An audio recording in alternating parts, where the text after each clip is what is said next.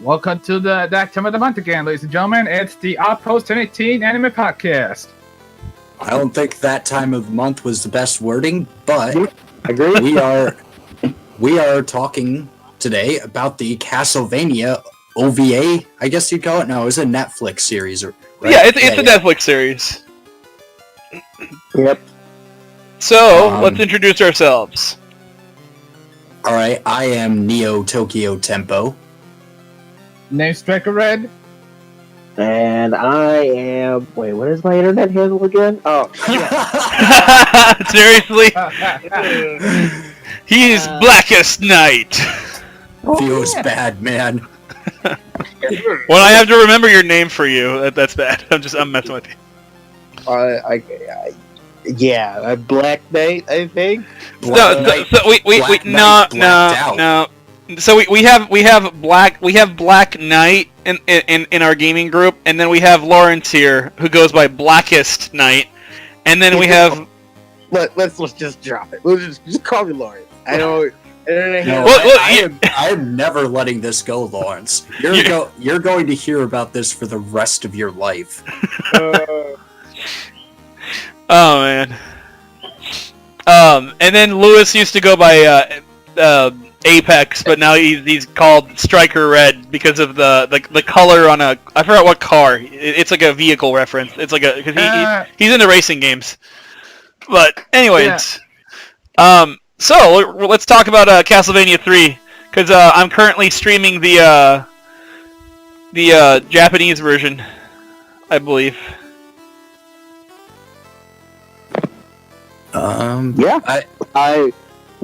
So a while back, Netflix had acquired a project that had been in development hell for quite some time, which was an animated adaptation of Castlevania, and I don't know which one. I think it's like the cool one that everybody likes, right?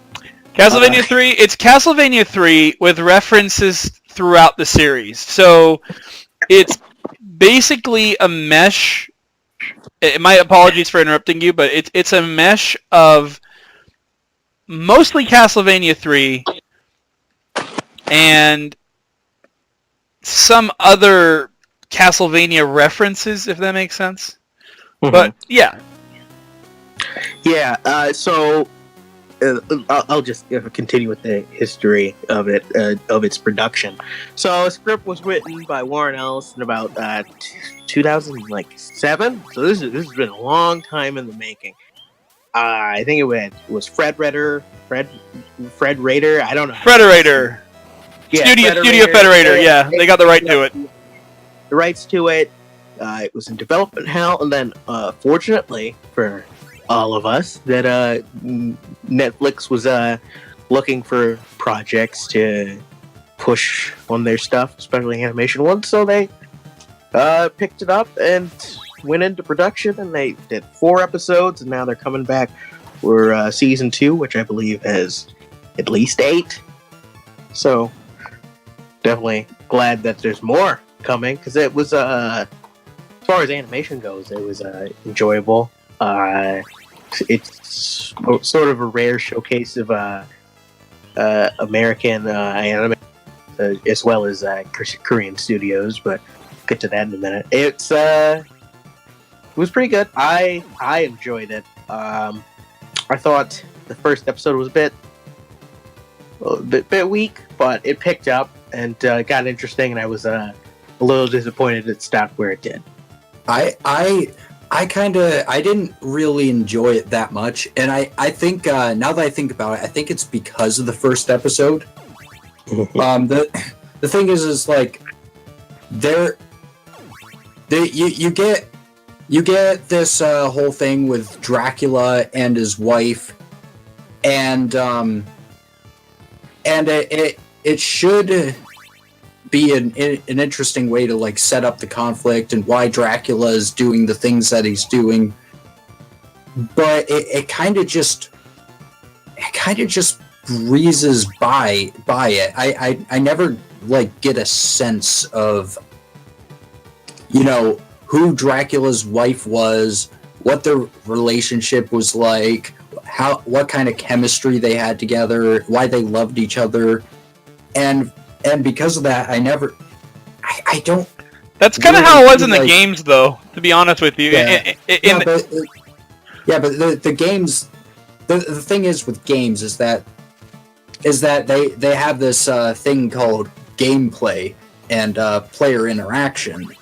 So you can have a game that doesn't necessarily have a particularly compelling story and still have it be a really good game. So Vlad Tepes Dracula, the actual historical figure, while he is a loose inspiration for both Bram Stoker's novel and Konami's franchise. By the way, the canon. Bram Stoker's novel is canon. It's a part of the Castlevania series. The character, he's named Matthias in the prequel. It's called Lament of Innocence on PS2. And he comes home from the Crusades. It's like... By the way, I can hear myself. Might want to fix that. Anyways, so he comes home from the Crusades, and his wife is dead, and he's angry at the church, because... Lewis, I can hear myself, just letting you know. So he's angry at the church, and he feels betrayed. Like I forgot the name of the Belmont, but there's a Belmont who he's the first Belmont that he grew up with, and these two guys basically grew up like brothers, and the church raised them, but they were raised to be like killing machines, so that they weren't really like raised to be like thinkers per se.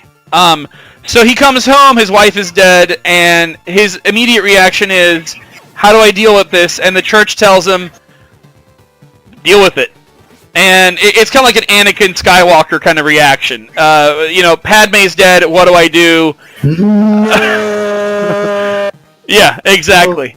And except instead of going Darth Vader, he immediately going Darth Vader, he tries to turn Obi-Wan into Darth Vader. He tricks the Belmont. He gets a local vampire to infect his fiancée with vampirism, basically turn her into a vampire. He's forced to kill her because he's a good Christian. She also consents to being killed. She says, "I don't want to turn into a vampire." Her soul is sealed away in the whip known as the vampire killer. And from that point on, the Belmont family curses Dracula. Like that's why they're bound to fight over and over. That's how Konami framed it. Now, as you said, though, like in the anime, we don't get anything like that. It's just this is completely different. In the anime, it's he meets somebody who's interested in science, comes to his castle, and offers to teach him how to be sociable in return for him teaching her science. So yeah, it's like the episode starts up, they meet, they kind of say that they're interested, they kind of show that they're interested in each other, and then all of a sudden they're married, and then all of a sudden they're dead. or one of them's dead. Or she's dead, yeah. And I kind of feel like it wasn't a compelling enough relationship for me to really actually care.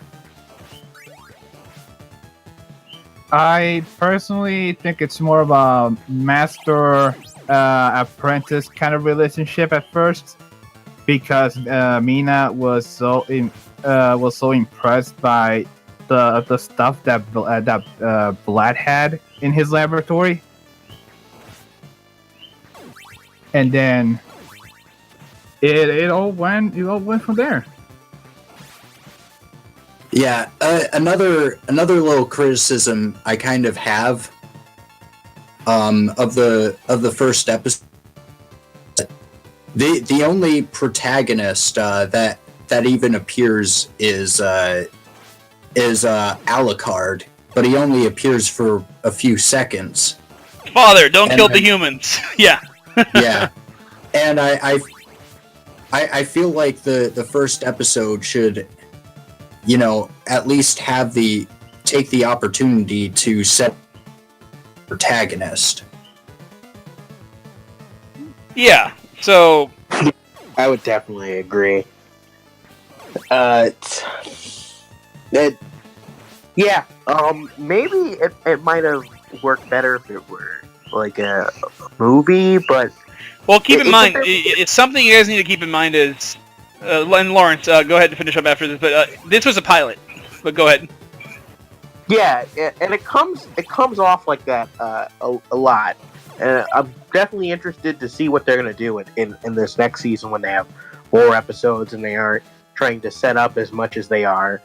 Yeah, I feel like there's I think the problem the show kind of ran into is that there's too much story for the amount of length that they have. It's like I feel like you could have had a better sense of Dracula's relationship with his wife and better establish the main characters right in the first episode if maybe the episodes were 45 minutes long instead of like 20 something minutes long.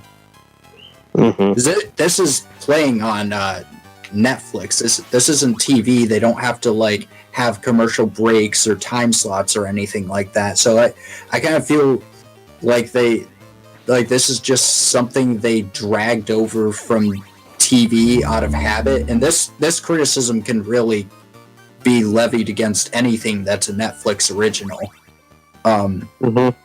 Whereas they don't really need to have TV length times for anything. I think it's because so many of them are the Netflix originals are just projects that have been in development hell like this one, and end up just being brought on there as Like an experiment. Yeah. And they try to see if people like it, and it exploded because people love Castlevania. It's definitely. I can definitely see how you would like it if you were like a big Castlevania fan. But I'm not really, so I'm just viewing it as Anime. as just not really anime. It's Western animation. There were Koreans involved in actually animating it, but all the artwork, all the character designs, and I'm pretty sure the keyframes as well were made by Westerners. Yeah. But the original character designs are like Igarashi, and he's the dude that. Well, he and the Konami team designed the like Dracula, for example. He didn't look anything like that until Igarashi's team touched it. Before that, he looked like the D&D version of a vampire, kind of like Strahd without the mustache. If you know who Strahd is, the D&D Dracula. I think that's kind of beside the point anyway. No, I was saying those designs were carried on from what's considered the romanticized Castlevania designs, the Japanese design. The Korean and American teams built off of that. Is my point. All right, we're halfway through this podcast. So we only talked All right, about yeah. the first episode. Okay. Let's talk about the actual what we liked and what we disliked. So, music. Anybody? I mean, I compared it to freaking Pirates of the Caribbean, what they were trying to go out with the bar fight in the first. I mean, I'm sorry, it's the second episode or the first episode? I think it was. It definitely wasn't the first episode. No, it was second either episode. The second or third. Yeah, beginning of the second episode. And then the third episode when he's saving the speakers, the music was all whimsical, and I'm like, I just couldn't. It It didn't give off a Castlevania vibe. I kind of that is one thing I was thinking about is it really could have done more. Like it could have been better with more Castlevania stuff. Like it could have added in enemies that are or demons and monsters that are from the game, like the floating Medusa heads or something. And it could have had it has a Cyclops. It has a Cyclops from 3, and it has a couple of enemies. But you're right, it doesn't have as much as it could. Yeah, and it could have done with some like orchestral versions of like classic Castlevania music, like the da da da da da da da da da da da. And that you kind of butchered that. Kind of. I'm messing with you. Well, yeah, but you know what I mean. I might have to do with that Warren Ellis, the guy who wrote the script for it, didn't really have much knowledge of Castlevania when he came up with it. But when he wanted, this was originally going to be a film too, so they were just going to do like a straightforward like, let's take what we can and what would work in this, and put it into a 3-act structure. So like I know there's a pirate character in it, and they that was supposed to be Grant Dynasty. Yeah, they completely cut him because just for the streamlined structure that they were going for, it would just take them really out of the way, and they thought he'd be out of place. Yeah.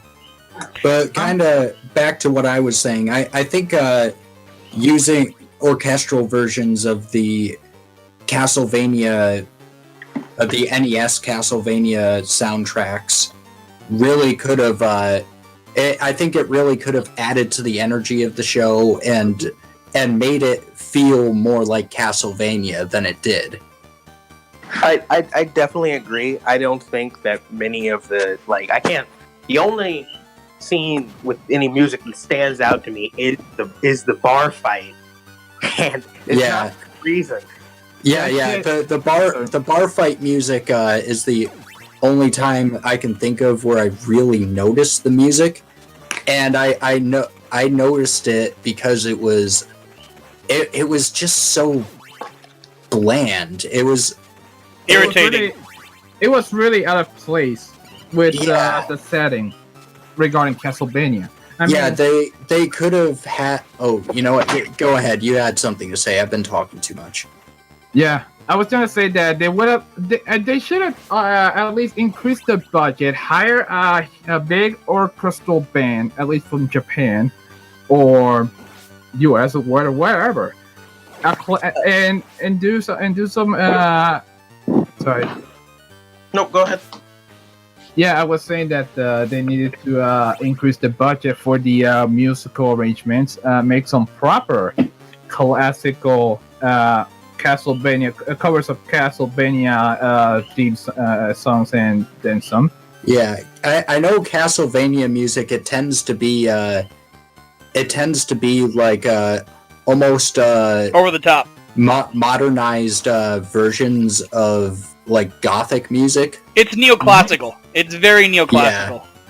Yeah, because they'll like add both like electronic and rock style things to, to spice it up. Like classical music.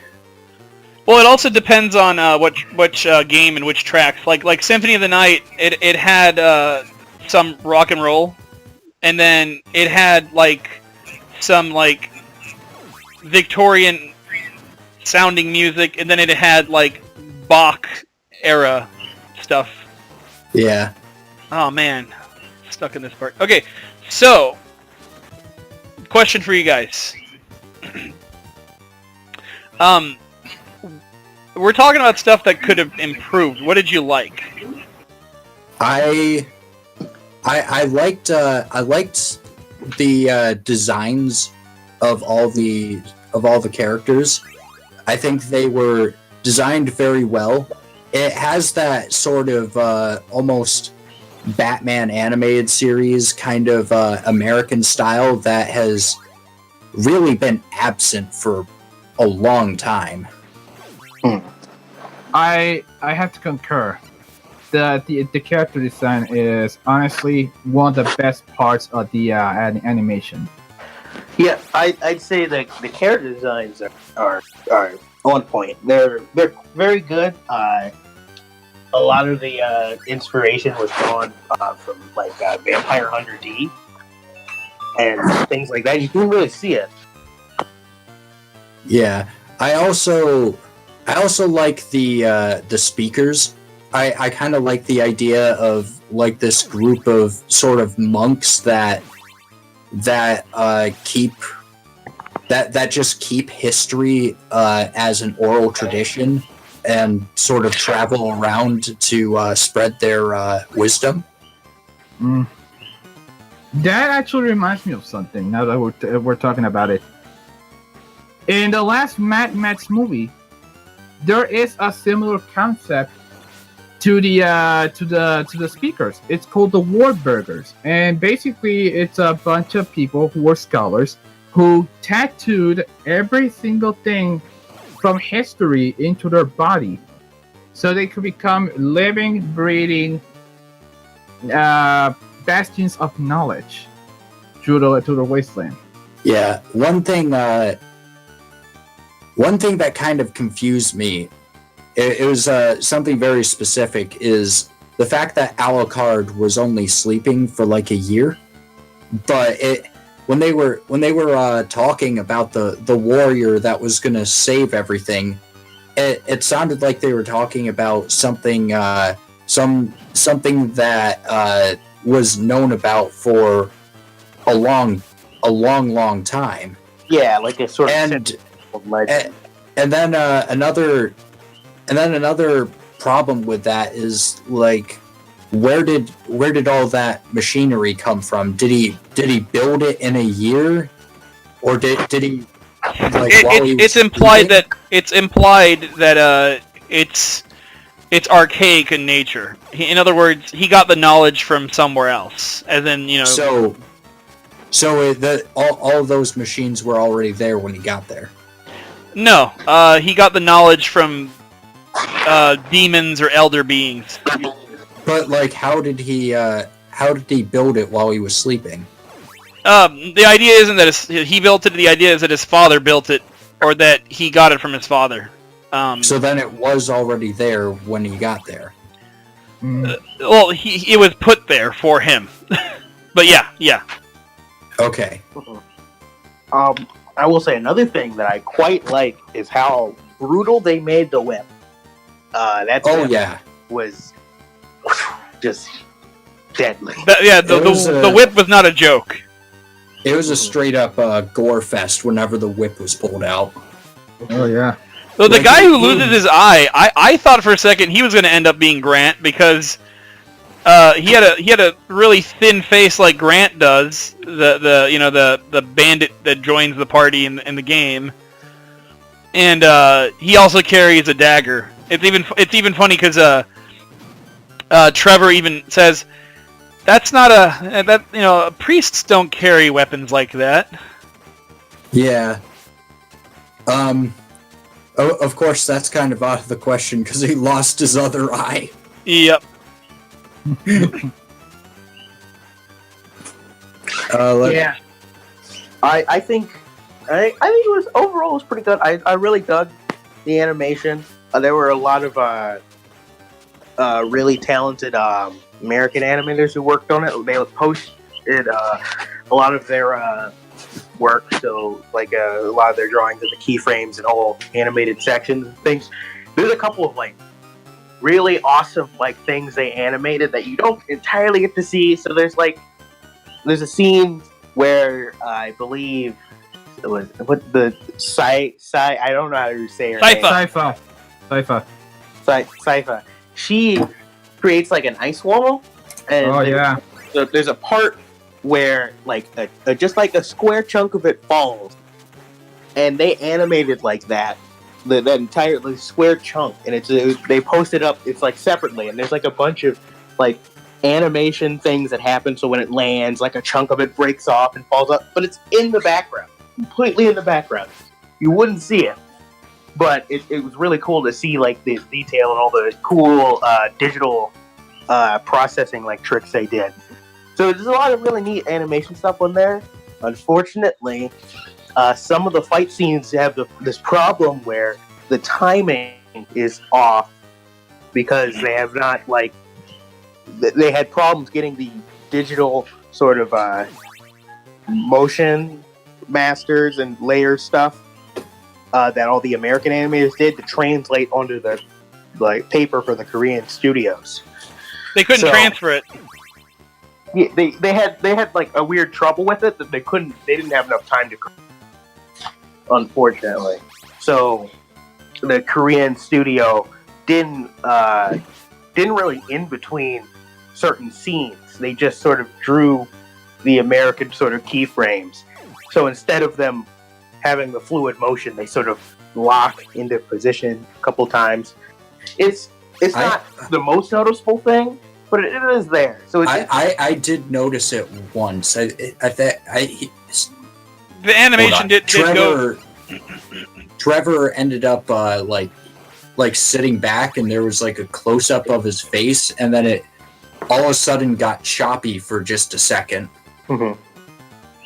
Yeah, the scene that I think is most notable in is where he's fighting, where Trevor is fighting Alucard, and it's sort of like a far off shot, and Alucard's leaning forward to go hit him with his sword, but he kind of stands there for just a moment too long. It's unfortunate because that entire scene is incredibly well choreographed. Yeah, it is a very good fight. Mm-hmm. Speaking of fights, excuse me, pardon me here. Speaking of fights, and incidents from the Castlevania anime, you guys seen that? I'm not the only one who played Slayer's Raining Blood in the background when it was raining demons and blood. Then wasn't I? Oh, you're talking about the scene where you're talking about the scene where the village was being attacked by the demons and Blue Eye pops up. It would have been more interesting than the soundtrack that was there. Yeah. I will say this: the scenes with the demon and were pretty intense, very spooky. You know, I enjoyed that a lot. I think some Slayer is what they should have done with the Doom live action movie. Doom or Dune? Doom. Yeah. Agreed. That movie was pretty bad anyway. I don't think there was any saving it. Dude, I'll be honest with you. that scene with Vlad's retribution a year after they killed his wife was very accurate for that song. Yeah, it's pretty accurate. There's a lot they could have done to the soundtrack, but by the way, we have about 7 minutes left before we wrap up. All right. So one of the things I wanted to talk about as a Castlevania fan is, by the way, Lewis, I can hear myself. What? I can hear myself. It's not my fault. I know. I'm saying put on headphones next time. Okay, so as a Castlevania fan, what I took appreciation in was that they kind of did a whole Van Helsing thing when they were describing Trevor's experience with monsters and demons. Like, he was saying, like, his family had recorded their experience with monsters in Dracula's castle, and, like, when he's describing to Sypha why he takes Alucard's crypt so seriously, whereas she's like, "Well, what's the deal? It's just lamps and, you know, a stone wall and stuff." He's like, "Don't you realize this resembles Dracula's castle? Like, we could be inside of it right now because it's a traveling machine." So he was freaking out because he thought there was a chance that it had teleported to the catacombs the castle had teleported to the catacombs of Grezit, the town they're in. So that was pretty cool. Like they paid attention to detail is what I liked in the writing. So to wrap up what I liked.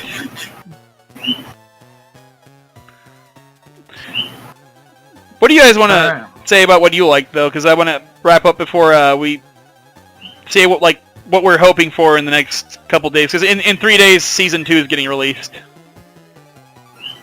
Well, a lot of fight scenes with Alucard. Because honestly, I want to see how this guy fights in the animated series. Yep. I really liked that the few seconds of him and Trevor fighting. That was really good. Yep. I want to, for the second season, what I want is more and better character development, because I didn't find any of the characters particularly interesting. So the characters need to be better written. Mhm. It needs to have better music, preferably music that's from the games. Or that era.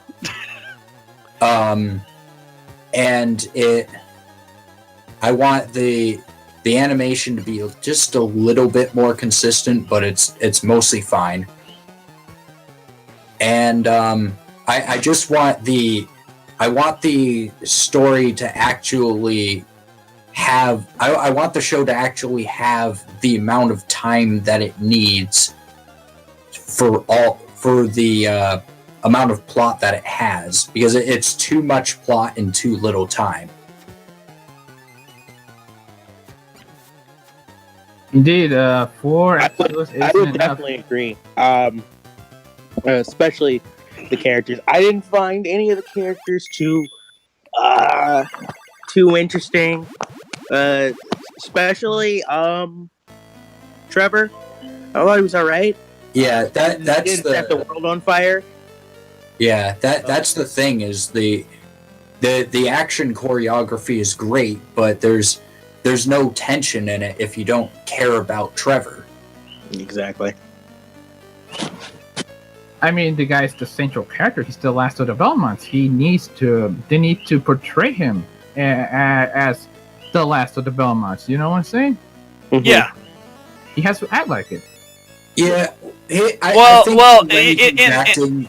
Yeah, in the I think story, the way he's kind of like in the actual story, he's a part of a family that's been cast out. Even in the actual Castlevania 3 story, and so he's the last of the Belmonts, but he's doing his best. I think the way he's acting is it pretty much makes sense. I mean, the rest of his family was killed, and he has been rejected by society despite his family basically protecting everyone for God only knows how long. And so after all that, it makes sense for him to be as apathetic as he is.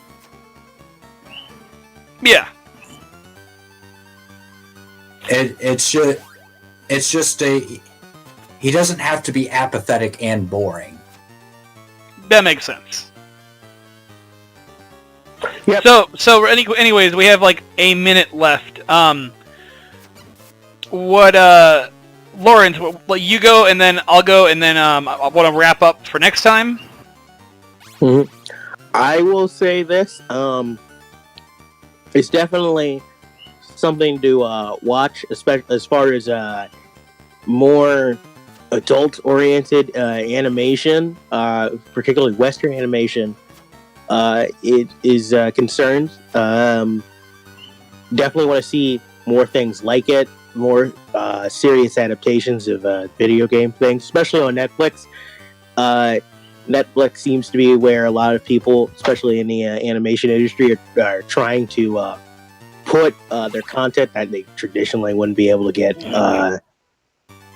put out anywhere, like especially adult-oriented action animation. And it's good. It's quality action at that. That's the one thing you can definitely not knock it So for. you want to see more of that in season 2? I want to see them improve in other areas because they seem to have the action pretty much down. So Okay. So you want to see more of that, but you want to see improvements in the areas we mentioned, like the sound effects and some of the animation. yep, definitely. Okay. Well, I'm gonna have to agree with that as well. Namely, just sound effects and the soundtrack. I mean, I love the Castlevania soundtrack, so it's a shame they have so much material to work with. But they went with generic Pirates of Transylvania. Anyway, God. so that's it for this week's podcast. We're gonna have one more for the month, and we're gonna have 676, which he has been co-streaming with me for the Castlevania games for October, this month of Castlevania. Thank you guys for tuning in, and hope to have you on board next week. We're gonna watch season 2 when it comes out, and give you our thoughts on that as well. All right. Goodbye. Later.